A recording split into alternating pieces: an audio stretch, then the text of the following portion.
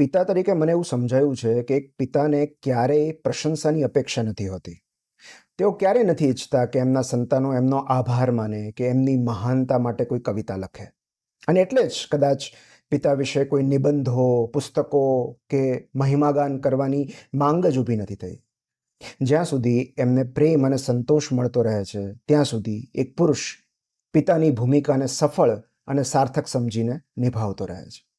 માટે જો તમે ફાધર્સ ડેના કોઈ એપ્રિસિએશન પોસ્ટ નથી મૂકી તો ઇટ્સ પરફેક્ટલી ફાઇન.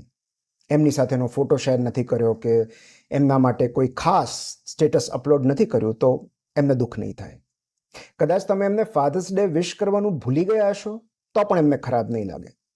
અમુક ફાધર્સને તો ખ્યાલ જ નહીં હોય કે ફાધર્સ ડે આવીને ચાલ્યો ગયો.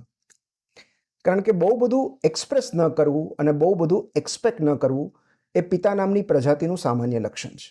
માટે જો ફાધર્સ ડેના દિવસે તમે એમને સ્પેશિયલ ફીલ નથી કરાવતા તો કદાચ એક પિતા એની નોંધ પણ નહીં લે. એમનું ધ્યાન પણ નહીં હોય કે તમે વિશ નથી કર્યું. પણ બાકીના 364 દિવસોમાં એવું કંઈ ન કહેતા કે જે એમને એક પિતાની નિષ્ફળતાનો અહેસાસ કરાવે. એક પુરુષને જગત આખામાં નિષ્ફળ ગયાનો રંજ નથી હોતો, પણ એમના સંતાનો જ્યારે એમને પિતા તરીકે નાપાસ કરે છે ત્યારે એ અંદરથી ભાંગી પડે છે. તમે અમારા માટે શું કર્યું છે એવો પ્રશ્ન એને આઈડેન્ટિટી ક્રાઇસિસ તરફ લઈ જાય છે. એ પોતાના અસ્તિત્વને ધિક્કારવા લાગે છે. માટે એવું કંઈ ન કરતા. હશે કદાચ એમણે પણ ભૂલો કરી હશે. અન્ય કોઈ જવાબદારી નિભાવવામાં કદાચ પિતા તરીકેની ફરજ ક્યાંક ચૂકાઈ ગઈ હશે.